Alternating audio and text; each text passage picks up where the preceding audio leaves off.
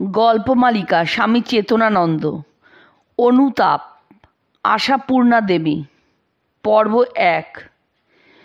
রূপ চতুর্ভুজ, কৃষ্ণ কুঞ্চিত কেশদাম শোভিত বংশীধারী শ্যাম কিশোর মূর্তি। যেমন বিগ্রহের রূপ পরিকল্পনা, তেমনি নাম পরিকল্পনা। এ কল্পনার মধ্যে একটি সুমধুর ভাব ব্যঞ্জনা যেন সুষম ছন্দে স্থির হয়ে আছে। রূপ চতুর্ভুজের মন্দির বিশেষ কোনো তীর্থস্থানের বিখ্যাত কোনো দেব মন্দির নয়, উদয়পুরের নিকটবর্তী কোনো একটি গ্রামের গ্রাম্য দেবতা। প্রতিষ্ঠিত দেব মন্দিরগুলির মতো এখানেও নিত্য সেবার ব্যবস্থা আছে এবং একটি পূজারী বংশও আছে। পুরুষানুক্রমে এরাই দেবসেবার অধিকারী। এ সময় পুরোহিত দেবা ছিলেন বিগ্রহের সেবায়িত। দেবসেবা করতে করতে দেবার চুলে পাক ধরেছে, দেহে এসেছে দুর্বলতা, কিন্তু জীবিকা নির্বাহের জন্য এ কাজ তার না করলেও নয়। একজন বৃদ্ধ পুরোহিতের নাম দেবা। এ কেমন অশ্রদ্ধাপূর্ণ অসম্মানসূচক অভিধা! এমন কেন কেন সে কথা বলতে হলে বলতে হয়। দেবার নিজের বাল্যজীবনই এই নামের জন্য দায়ী।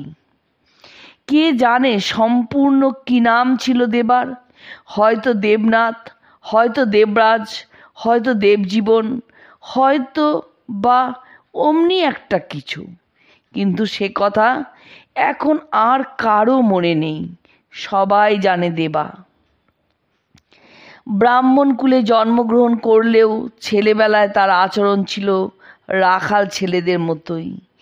বিদ্যাভাসে আদৌ মন নেই।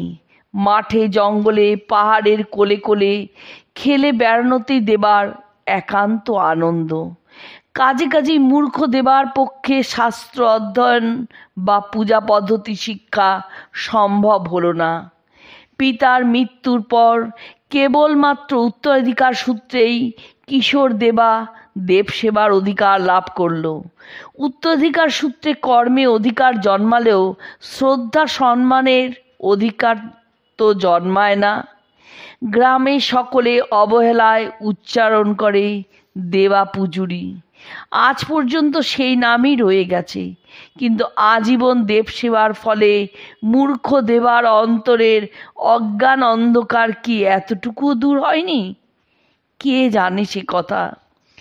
লোকে দেখে বৃদ্ধ ব্রাহ্মণ নিত্য প্রভাতে এসে মন্দিরের দরজা খোলেন, মন্দির তল মার্জনা করেন, বাসি ফুলপাতা বাইরে ফেলে দিয়ে নূতন মাল্য রচনা করে বিগ্রহের হাতে গলায় মাথায় পরান, প্রদীপ জ্বালেন, ঘণ্টা নাড়েন, ভোগ দেন। অতঃপর সেবায়িতের প্রাপ্য লাড্ডু, মিঠাই ইত্যাদি প্রসাদটুকু পুঁটুলিজাত করে মন্দির দ্বারে শিকল তুলে দিয়ে গৃহে ফেরেন। এই পর্যন্ত। সন্ধ্যাতেও সেই একই পদ্ধতি। তবে প্রভাতে যেমন সমগ্র জগৎ সংসারে কর্মের ঝঞ্ঝনা বাজে, দৈনন্দিন প্রয়োজনের অসংখ্য আহ্বানে চিত্ত চঞ্চল হয়ে ওঠে, সন্ধ্যায় তো তেমন নয়। সন্ধ্যায় পাখিরা বাসায় ফিরে ডানা মুড়ে বসে। রাখাল বালক তাড়িত ধেনুর দল গোহালে এসে আশ্রয় নেয়। চাষি ধান কাটা বন্ধ করে, কুমোরের চাক থামে, কামারের নেহাই শীতল হয়। সন্ধ্যায় গৃহস্থের মেয়েরা দিনের কাজ সমাপন করে রাতের কাজ স্থগিত রেখে স্থির হয়ে বসে। শিশুরা গায়ের ধুলো ঝেড়ে মায়ের কাছে এসে দাঁড়ায়। সন্ধ্যার আকাশে অনন্ত অবসরে সুর বাজে। তাই পুরোহিত দেবা সন্ধ্যা পূজা শেষ হয়ে গেলেও নিশ্চিন্ত চিত্তে অনেকক্ষণ পর্যন্ত মন্দিরে যাপন করেন। হয়তো কখনো পরদিনের পূজার বাসনপত্র পরিষ্কার করে রাখেন, কখনো মৃদু গুঞ্জনে গান গাইতে থাকেন, আর রাত্রি গভীর হলে বিগ্রহের রাজবেশ উন্মোচন করে রাত্রিবেশ পরিয়ে শয়ান দেন। প্রসাদী মালাটি মাথায় বেঁধে নিয়ে দুয়ারে তালা লাগিয়ে ফেরেন। এই নিত্যকর্ম দেবার। গৃহস্থেরা মন্দিরে পূজা দিতে এলে দক্ষিণা দেন যৎসামান্য। হাস্য পরিহাসের ক্ষেত্রে বলেন, যেমন বামনা তেমন দক্ষিণা। মেয়েরা কাঁদুনে ছেলেকে শাসায়, ওই দেবা আসছে।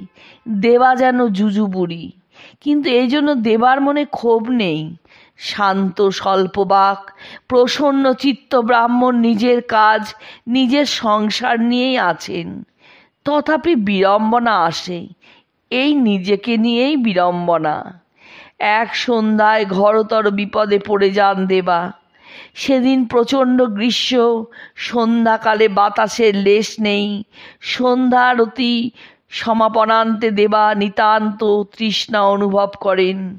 এখনো মন্দিরে কিছু কাজ অসমাপ্ত আছে। গৃহ অনেকটা দূর। দেবা ঈষৎ ইতস্তত করে প্রসাদী লাড্ডু দুটি সহযোগে দেবতার উদ্দেশ্যে নিবেদিত জলটুকু পান করে ফেলেন। আজ আর মন্দিরের মধ্যে বসে সঙ্গীত সাধনা সম্ভব নয়। ভিতরে অসহ্য গুমোট। দেবা অন্যদিন অপেক্ষা আগেই প্রসাদী মালাটি মাথায় বেঁধে নিয়ে বিগ্রহকে শয়ান দেন এবং দ্রুত হস্তে অসমাপ্ত কাজগুলি সারতে থাকেন। সহসা মন্দির ধারে অধীর করাঘাত।